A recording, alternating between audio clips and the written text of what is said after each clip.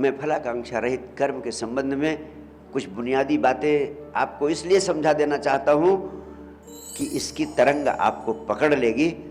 तो जो सबसे बड़ी आलोचना भगवान कृष्ण के फलाकांक्षा रहित कर्म की आज तक पृथ्वी पर हुई है, वो पश्चिम के मनोवैज्ञानिकों ने की। उन्होंने कहा अनमोटिवेटेड एक्शन इज इम्पॉसिबल, यानी बिना फल की आकांक्षा के आदमी कर्म करेगा ही नहीं। मैंने बहुत गौर से इस पर सोचा, तो जो सबसे पहली बात मुझे स्ट्राइक की वो मैं आपसे शेयर करना चाहता हूँ। आप देखें, आदमी के अलावा इस सृष्टि में जितने लोग हैं वह जो भी कृत्य कर रहे हैं, मनुष्य के अलावा, वह किसी फल की आकांक्षा से कर रहे हैं या बिना फल की आकांक्षा से कर रहे हैं। आप हैरान होंगे, गौर से देखेंगे तो आप पाएंगे आदमी के सिवाय सारा जगत फलाकांक्षा रहित कर्म में लगा है। चांद, तारे, ग्रह, नक्षत्र, पृथ्वी अपनी धुरी पर घूम रही है, सूरज रोशनी फेंक रहा है,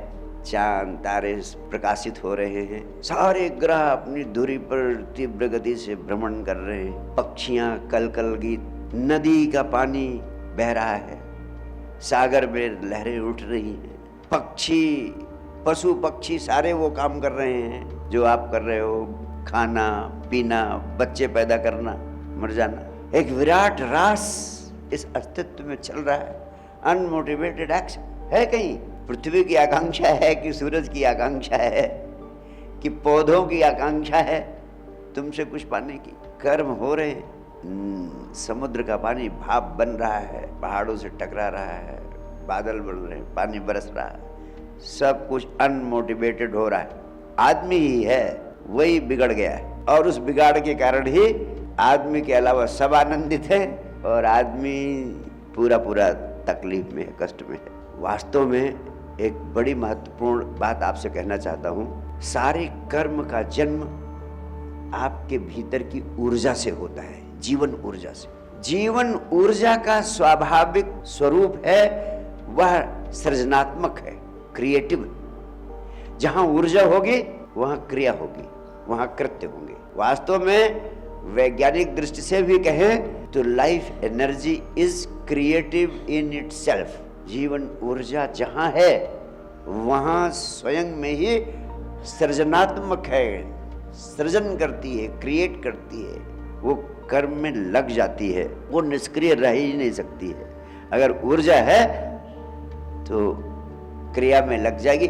कर्म होना अनिवार्य है। कर्म स्वतः स्फूर्त होते हैं यदि आपके भीतर जीवन ऊर्जा सक्रिय है। तो जीवन ऊर्जा है तभी तो आप हैं, नहीं तो होते नहीं। अगर आप हैं और जीवन ऊर्जा है तो कृत्य बिना किसी मोटिवेशन के होंगे।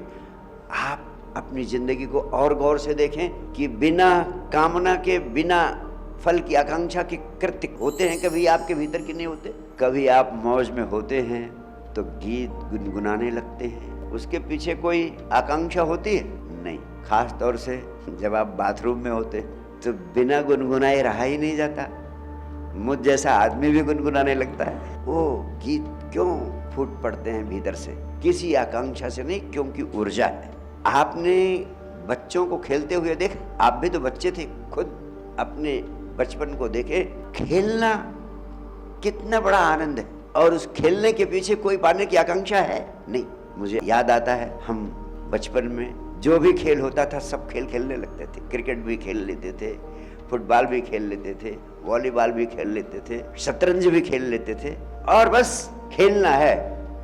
उसके पीछे कोई मोटिव नहीं, कोई उद्देश्य नहीं, कोई आकांक्षा नहीं। और जब आप फल की आकांक्षा के बिना होने का प्रयास करेंगे तो जैसे बचपन में खेल का आनंद मिलता था, वैसे इस अवस्था में, इस जीवन में कर्म को करना खेल का आनंद बन जाएगा आपके लिए। यह मैं वचन देता हूँ आपको।